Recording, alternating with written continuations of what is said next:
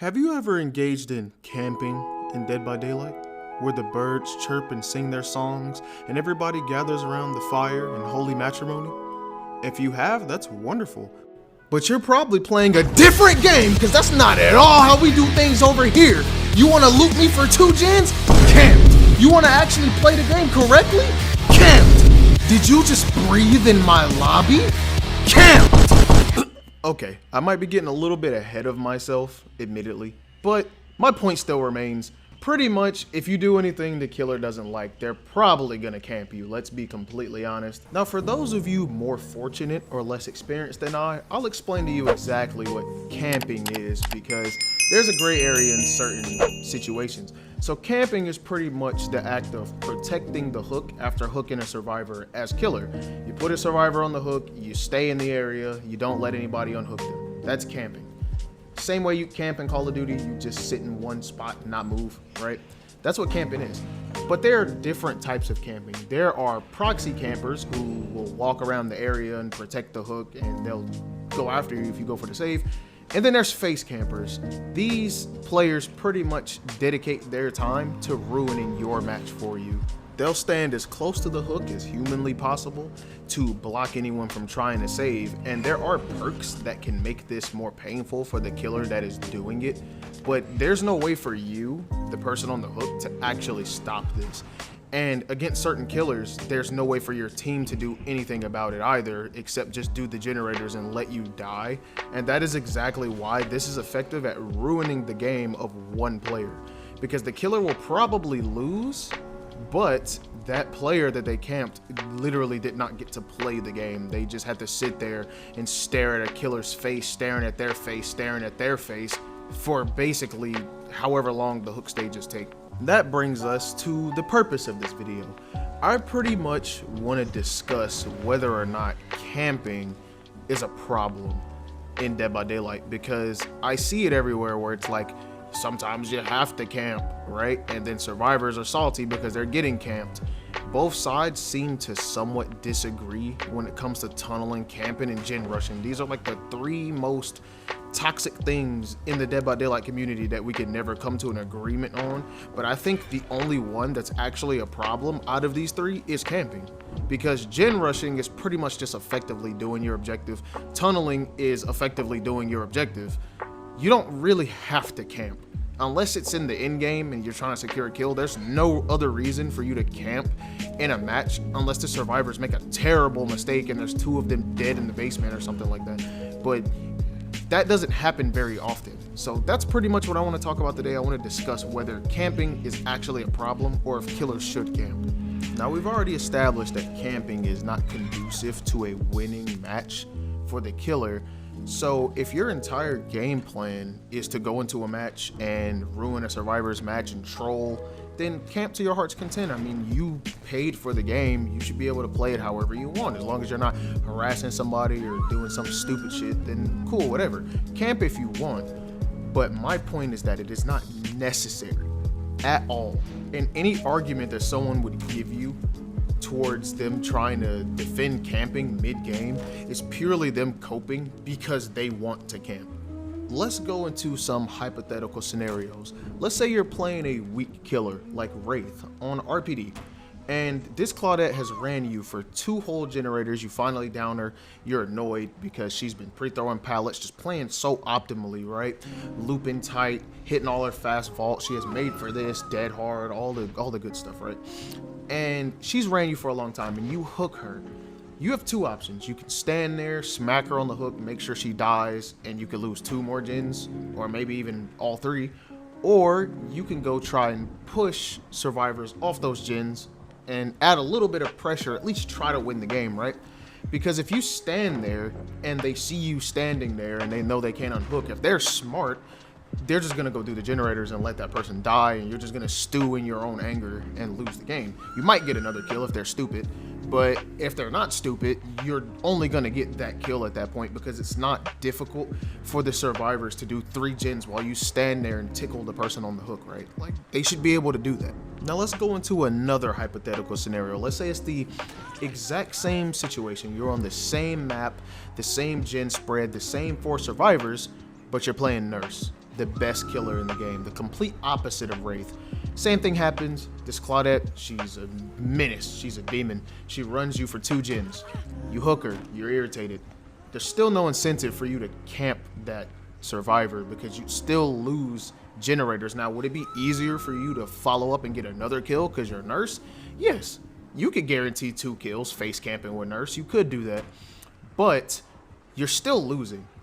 Like, if 2 kills is good enough for you, like if you're like, I just want 2, I don't care, then fine. But there's still the chance that these survivors might be running reassurance, you know, a perk that can make it harder for you to actually camp them and you still end up getting 1 kill. If good enough is good enough for you, then by all means. But let's go into our third scenario. Same exact situation, same map, same Claudette, she's still a demon. But you're playing Leatherface, the killer that's synonymous with face camping, the killer that's on the thumbnail of this video because he is the face camper of this game, right? You're still not incentivized to camp that survivor, and I'll explain why. People like to face camp and say, oh, well, I need an incentive to not camp, right? Your incentive to not camp is to win the game. Quite literally is to win the game, because if anything, you have no incentive to camp. The only reason you would camp is to troll. You have no incentive to camp because it's not going to help you win. And you lose points when you're near the hook, so you're actually not incentivized to do that. Behavior has tried to incentivize killers to leave, and they still choose to face camp survivors. You're still gonna lose whether you face camp with a mid-tier killer like Bubba, a low-tier killer like Wraith, or a high-tier killer like Nurse. It's never a good idea to just stand there and do nothing. And I know this is coming off as just another survivor man that hates camping, but I assure you that is not the case with me. If I'm playing a match, sorry, there's a motorcycle going down the street. If I'm playing a match and a killer face camps me or tunnels me, I actually don't care. I don't mind being tunneled, especially because I thrive in chase. I would rather be chased by the killer than just do gens and watch a bar go up.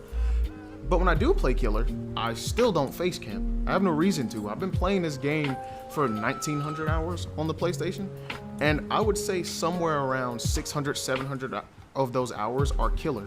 So I am a survivor main, but I play a decent amount of killer. And I mostly play Legion and Ghostface, and I probably win somewhere around 60 to 70% of my matches.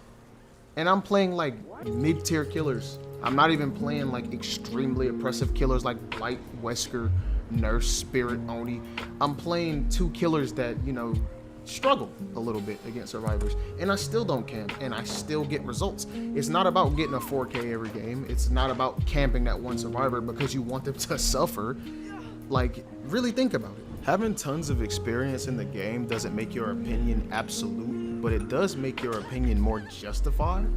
So if someone's gonna go ahead and say like, oh, well, I have 5,000 hours as killer and I can confidently say that camping is necessary, I think that you're not really making a good argument, because you should know if you have 5,000 hours as a killer, or even if you have 500 hours as a killer, you should know that camping doesn't help you win.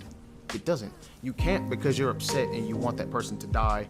And like I said, if like you got somebody on the hook, and say you're playing Iridescent Hatchet Huntress, you got somebody on the hook and somebody else is coming for the save and you down them, then camping is very, you know, helpful then, because that person was stupid enough to run up to the hook and die right in front of it, right? And if they don't crawl away, it's even worse. If survivors are altruistic, camping is a legit strategy, but that's the only time where it is. The majority of the time, killers are not camping because they need to. They're camping because they want to. That's the problem. The last argument I want to focus on is when killers who hyper camp and hyper tunnel say, ah man, you just don't understand how difficult it is. Woe is me, playing killer is so hard, man. Like, even to get 2 kills, it's a struggle. And I'm not saying that that never happens, but it's not every match. You're not playing against a 4-man survivor with friends that are all P100 bullying the shit out of you every match, man. Let's be completely honest, right?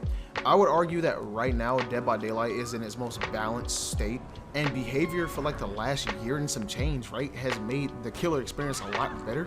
Like, you got basically built-in brutal strength and built-in save the best for last, and then you can use those perks to make it even better. Survivors get less distance when you hit them. A lot of the really annoying survivor perks got absolutely destroyed, so you don't have to worry about a decisive on every survivor. Dead hard takes skill to use now. So the killer experience right now is not nearly as difficult as it used to be. It's actually a lot easier. Are there still weak killers in this game that struggle on certain maps? Yes, of course there are, but that's more an issue with the map than the killer, because there are maps that even killers like Wraith thrive on, right? There are maps where Trapper is like the best fucking killer in the game. So if behavior would make more balanced maps, I don't think the killer experience would be as miserable. Like, for me, right, I'm a survivor main. My favorite map is Garden of Joy. If you're a killer main, that's probably one of your most hated maps in this game, because it's just not balanced for killers. It's unfair for a killer to have to play on that map, right? Or like Mother's Dwelling. Every time I get that map with Ghostface, I meme, or I will try my ass off to just get like 3 hooks, because the map is so big, right? And you just struggle, and I get that, right? And then there's shit like Made for This, which is crazy cracked right now. But then you also, on the killer side, have Skull Merchant, literally the most irritating killer in the game right now. And you need a coordinated team to defeat this killer if she uses that stupid chest build that's been going around everywhere. I've played against that 3 times, and each time I've had teammates DC and I just let the killer kill me because it's impossible to win. The biggest thorn in a killer's side right now, I would say, is probably Made for This. And even I, as a person who crutches this perk right now like it's too good to not use, agree that it needs to get nerfed. It should not have the endurance effect, and it should not stack. I think that's fair, or at least, like Ott said, the thing that gives you more speed should take over. So if you have hope, you should only get hope. I think that's understandable, because the perk literally is like 3 cracked ass perks in 1 perk. I do think that needs to get nerfed. So even if you make the argument that like killer is so difficult and that's why you're hyper camping people, because if I gotta suffer, you gotta suffer, you're not suffering every match. If you're suffering every match, you would not be only playing killer. Let's be completely honest. You quit this game. If every match was 4 P100 bloody Dwight's flashlight saving every single time you hook somebody, doing the gens in like 7 minutes and just walking out the exit gate, you would quit this game. You would, because that's unplayable. The reason you continue to play this game is because you enjoy the game, you love the game, and you have fun playing the game. So let's not pretend like killer being a challenge justifies you ruining somebody's match. Like I said before, play your game how you want. You paid for it. You want to face camp, but don't then pretend like you're face camping for some noble cause because killers got it rough and you need to camp. Bro, you're getting 1 kill doing that. Like, it's not necessary, let's be honest. There are scenarios as well where maybe you already got 2 kills. You just want to face camp that last person to confirm it. Even then, you don't need to do that. There's really, if you think about it, there's really no scenario where face camping when there's still gens up benefits you, other than, like I said, if survivors are altruistic. It doesn't really make sense. I feel like I've rambled on long enough. Like, I didn't script this video, so I just turned on my mic and started talking.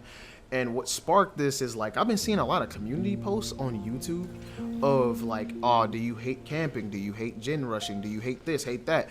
Whenever it's camping, it's always like, the poll is always like 80% yes, but all the comments are killers justifying camping, and none of them make sense. Like, I hardly ever see anyone ever say, well, yeah, I'll camp in the end game because I want my kill. That's understandable. Or I'll camp because you were dumb enough to come over here and try to save somebody when I'm Leatherface and I downed you, so now I'm gonna camp.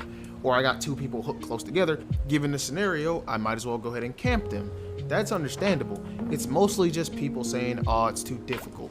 Oh man, you don't understand why we camp because you're a survivor main. And it's just so brain dead to me. Like, it's just so brain dead to me. So I didn't make this video to change anybody's mind. I made this video to speak mine. That's pretty much it. I mean, that's all I got. I just want to talk about this And yeah, like, I don't think camping is necessary. I think it needs to be addressed because it's pretty much just ruining one person's experience. And it's used for trolling. It's like teabagging in a game. Like, getting camped in Dead by Daylight is like getting teabagged in Mortal Kombat after you lose and then the person just one and done and leave. So yeah, if you enjoyed this video, if you agree with me, then make sure to leave a like and subscribe. And if you disagree with me, let me know why. I mean, I'm open to discussion. I don't think that my opinion is the greatest opinion. If you can refute anything I said, then do it. And yeah, that's pretty much it for me, man. Peace.